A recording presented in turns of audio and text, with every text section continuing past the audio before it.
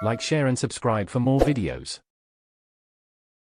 आओ अब एक नजर ये भी देखो कि इस्लाम का तरीका इख्तियार करने में क्या फायदा है।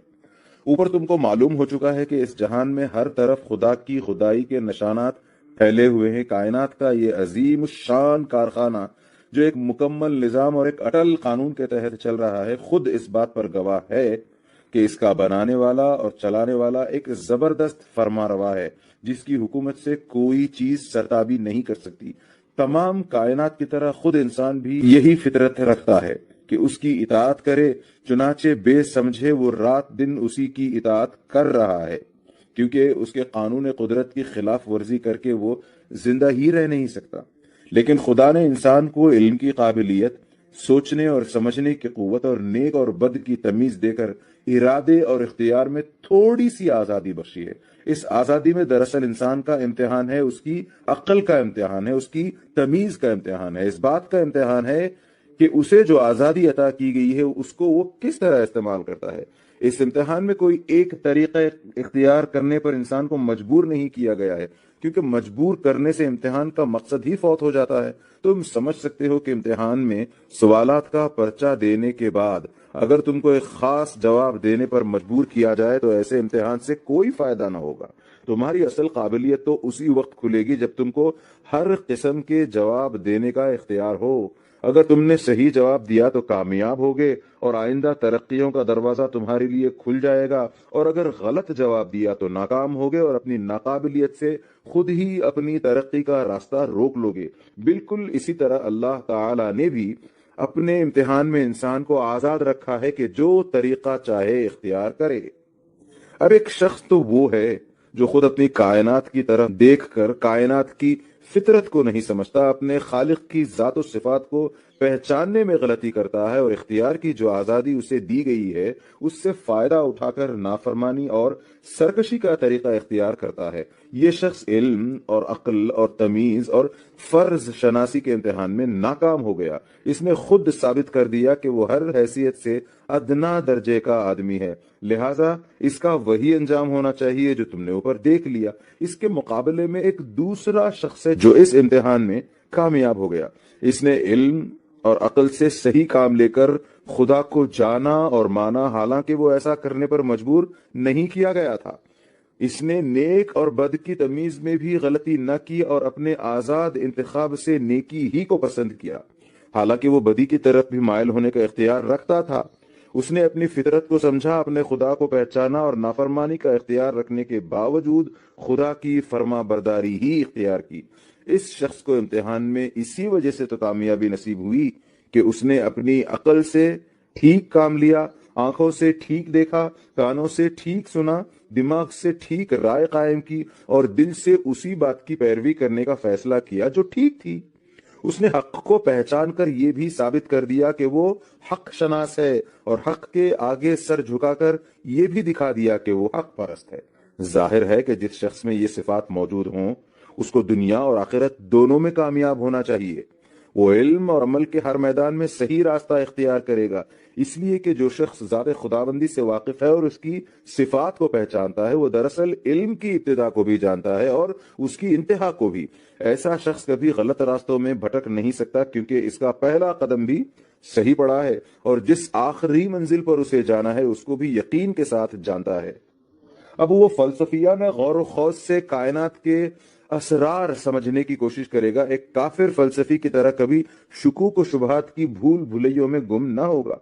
वो साइंस के जरिए से कुदरत के कवानीन को मालूम करने की कोशिश करेगा, कायनात के छिपे हुए खजानों को निकालेगा। खुदा ने जो कुव्वतें दुनिया में और खुद इंसानों के वजूद में पैदा की हैं उनको ढूंढ ढूंढ कर मालूम करेगा। जमीन और आसमान में जितनी चीजें हैं उन सब से काम लेने के बेहतर से बेहतर तरीके दरियाफ्त करेगा, मगर खुदा शनासी हर मौके पर उसको साइंस का गलत इस्तेमाल करने से रोकेगी। वो कभी इस गलत फहमी में ना पड़ेगा कि मैं इन चीजों का मालिक हूँ, मैंने फितरत पर फतह पाली है, मैं अपने नफे के लिए साइंस से मदद लूंगा, दुनिया को जेरो जबर कर दूंगा, लूट मार और कुश्त खून करके अपनी ताकत का सिक्का सारे जहान में बिठा दूंगा। ये एक काफिर साइंटिस्ट का काम है।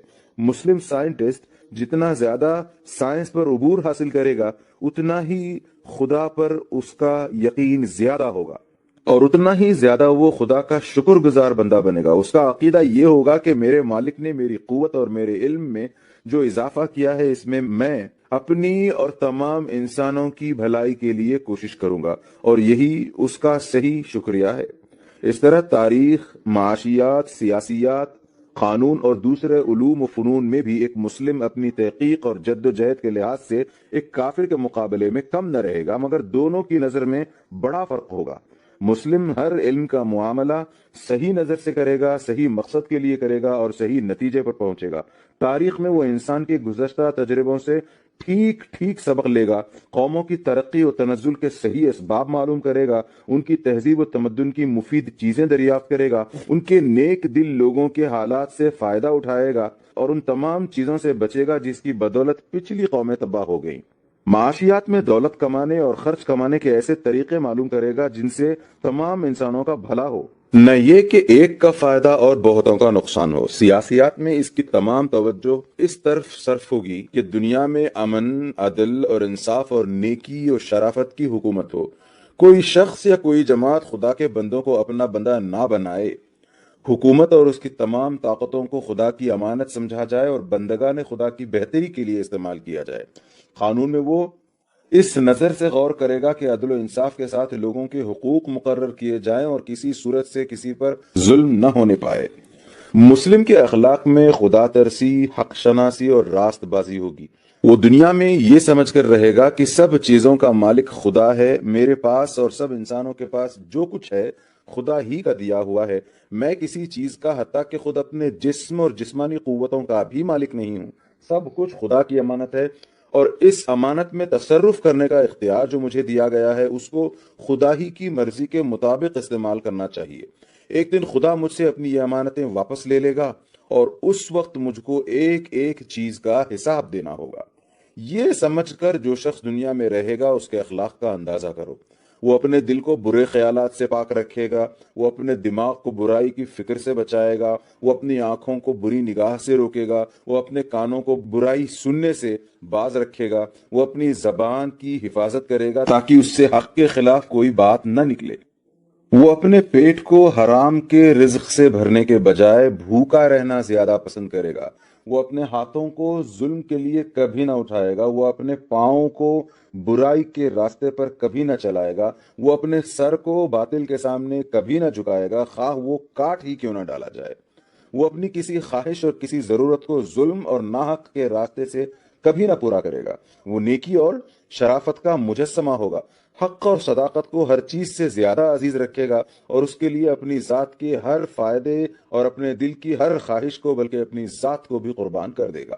وہ ظلم اور ناراضگی کو ہر چیز سے زیادہ ناپسند کرے گا اور کسی نقصان سے خوف یا کسی فائدے کے لالچ میں اس کا ساتھ دینے پر آمادہ نہ ہوگا۔ دنیا کی کامیابی بھی ایسے ہی شخص کا حصہ ہے۔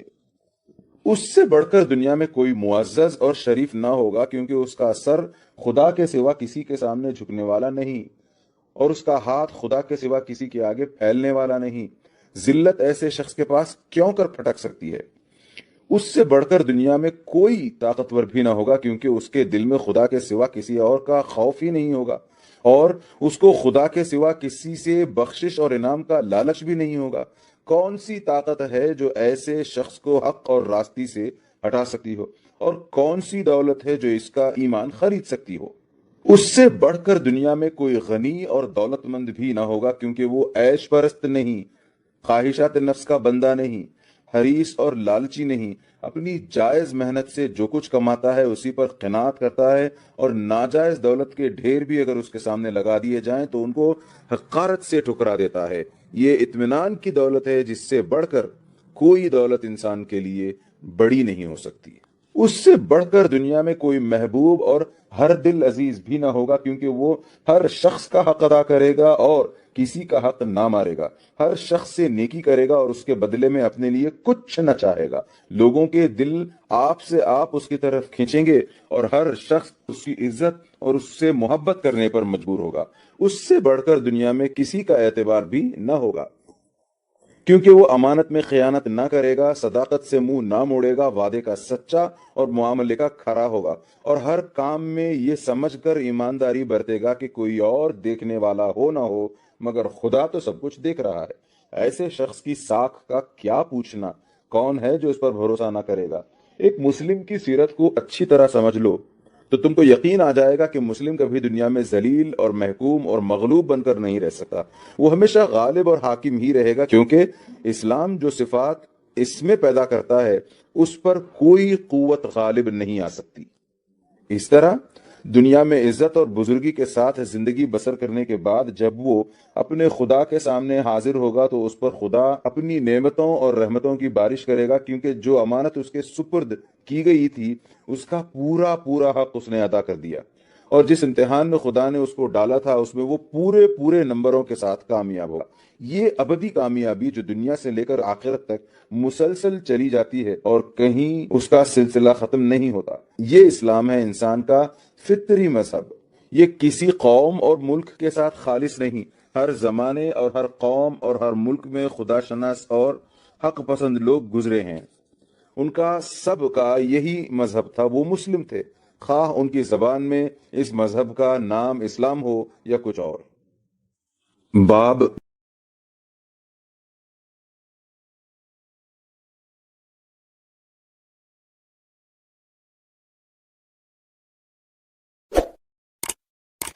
Like, share and subscribe for more videos.